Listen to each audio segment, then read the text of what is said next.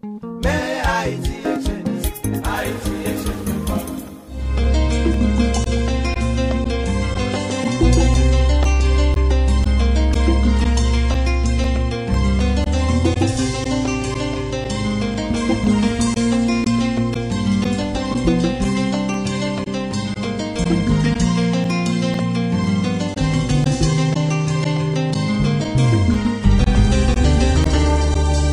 Everybody, we are here at the Haiti Exchange headquarters, and we're with Amel, with Luke, and with Tanisha, and they have just come back from Haiti. How was your trip, guys?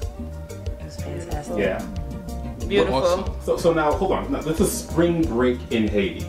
Okay, now I've been looking online, everybody's been seeing spring break in Haiti for quite some time now. And Luke, you're the one who started this. What was the impetus? What was the reason for starting spring break in Haiti? I think, well, tourism, basically. You know, Haiti has been miscommunicated, misinformed. People have just had misinformation about Haiti.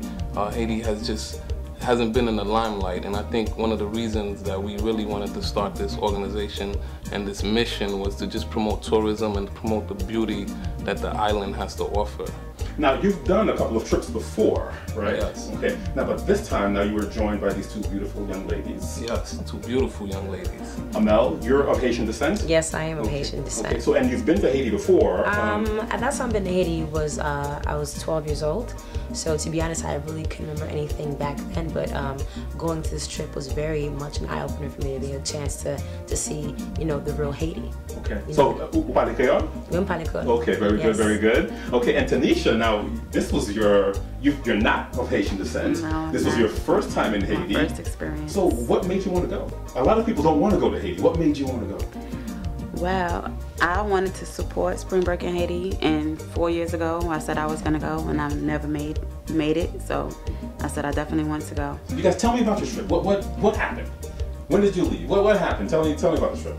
We actually went through DR, and we bussed in from DR right into Haiti.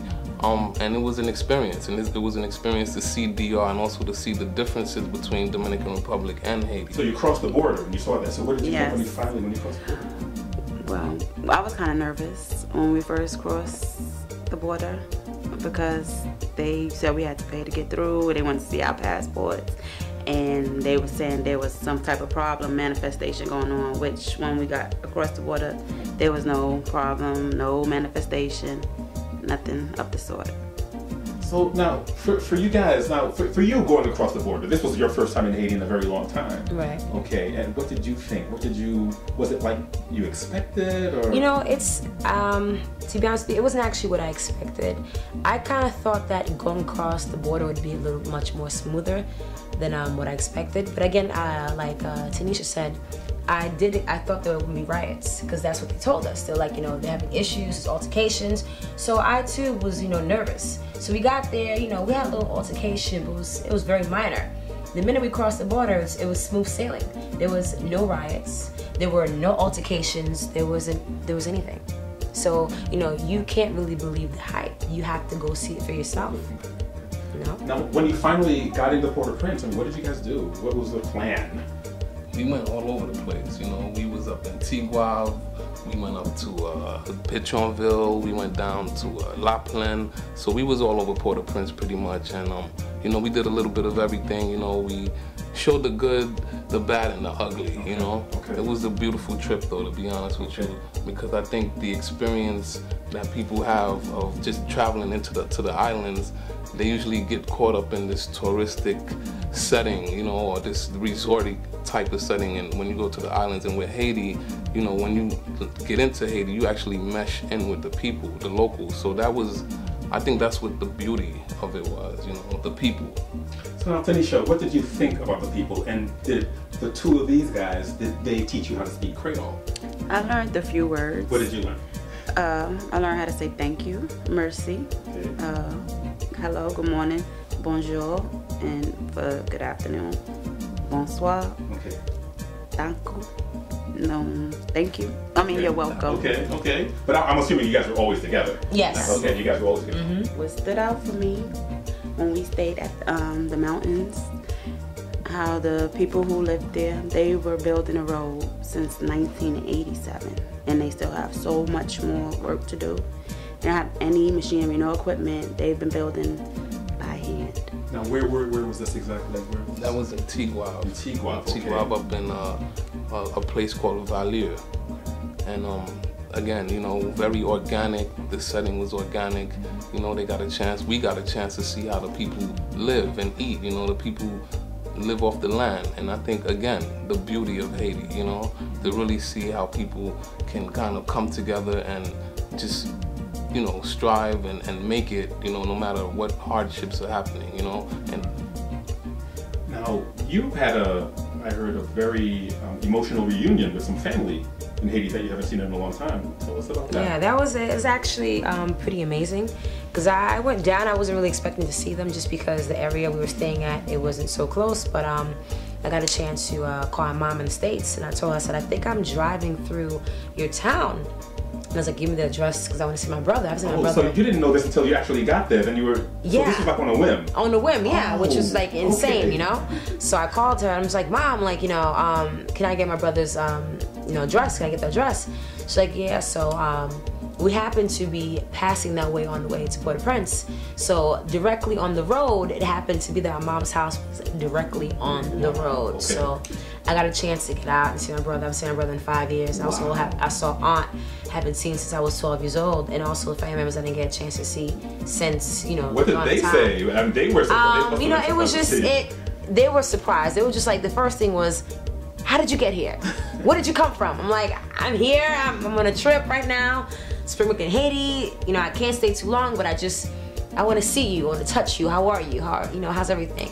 So it was really good to see them. I mean, they're doing all right, you know, they're doing okay. I mean, what stands out to me about my family members and also the Haitian people is that they're so strong.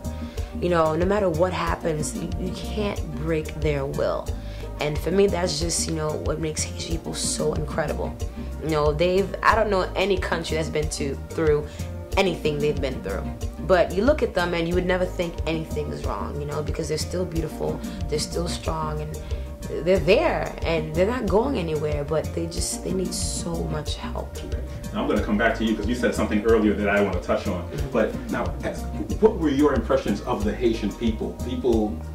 Haitians living in Haiti, going through what you know they've been through. What were your impressions?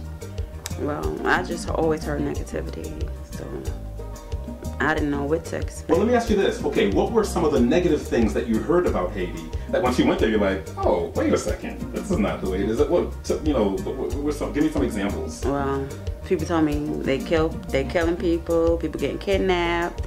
I was reading the daily news. So you guys got kidnapped, right?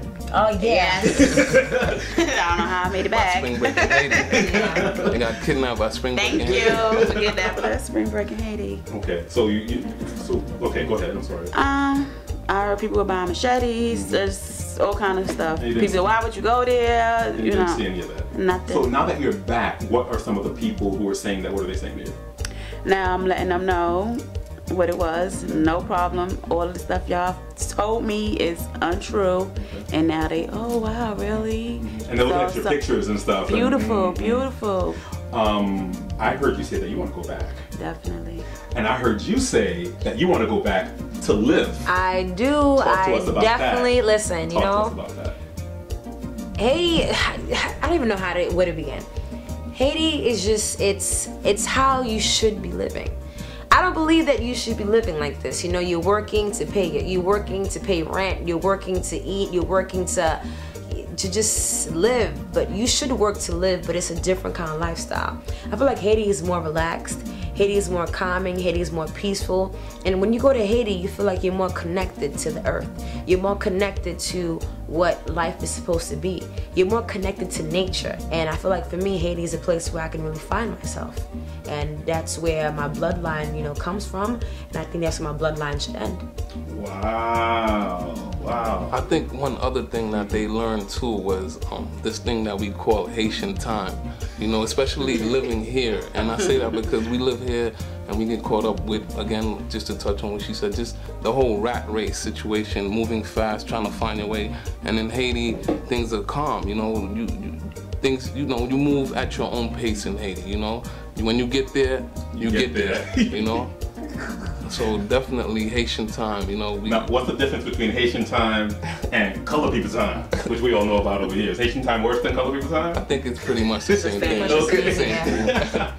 Luke, I gotta, chapeau bas, hat off to you. I mean, you're doing your spring break in Haiti trips, and I love the fact that you went to Haiti with these individuals, and they had such a great time that they're talking about going back.